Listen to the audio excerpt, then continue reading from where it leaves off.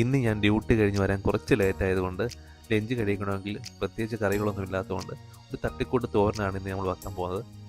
അതിനായി ഒരു പാൻ എടുത്ത് പാനിലേക്ക് കുറച്ച് വെളിച്ചെണ്ണ ഒഴിച്ച് വെളിച്ചെണ്ണ ചൂടായി വരുമ്പോഴേക്കും കടുക് ഇട്ട് അതേപോലെ തന്നെ കുറച്ച് ജീരകവും കൂടി ഞാൻ ഇടുന്നുണ്ട്.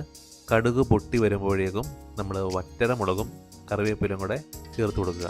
ഇതിലേക്ക് നമ്മൾ അരിഞ്ഞ് മാറ്റി വെച്ചിരിക്കുന്ന ഉള്ളി, അതായത് ചെറുതായിട്ട് അരിഞ്ഞ ഉള്ളി ചേർത്ത് കൊടുക്കുന്നുണ്ട്. അതോടൊപ്പം തന്നെ നമ്മൾ തേങ്ങാക്കൊത്തൂടെ ചേർത്ത് കൊടുക്കുന്നുണ്ട്. ഉള്ളി വേഗത്തിൽ വഴണ്ടി വരാനായിട്ട് അതോടൊപ്പം തന്നെ ഞാൻ കുറച്ച് ഉപ്പും കൂടെ ചേർത്ത് കൊടുക്കുന്നുണ്ട്. നമ്മുടെ ഈ ഉള്ളി ഒന്ന് വാടി വരുമ്പോഴേക്കും അതിലേക്ക് മഞ്ഞൾപ്പൊടി, മുളക് പൊടി, മല്ലിപ്പൊടി, ഗരം മസാലയും കൂടെ മിക്സ് ചെയ്ത് നമ്മുടെ ഈ പൊടികളൊക്കെ ഒന്ന് മൂത്ത് വരാനായിട്ട് ഒരു 2-3 മിനിറ്റ് ചെറിയ ഫ്ലെയിമിൽ ഇളക്കിയെടുക്കുക.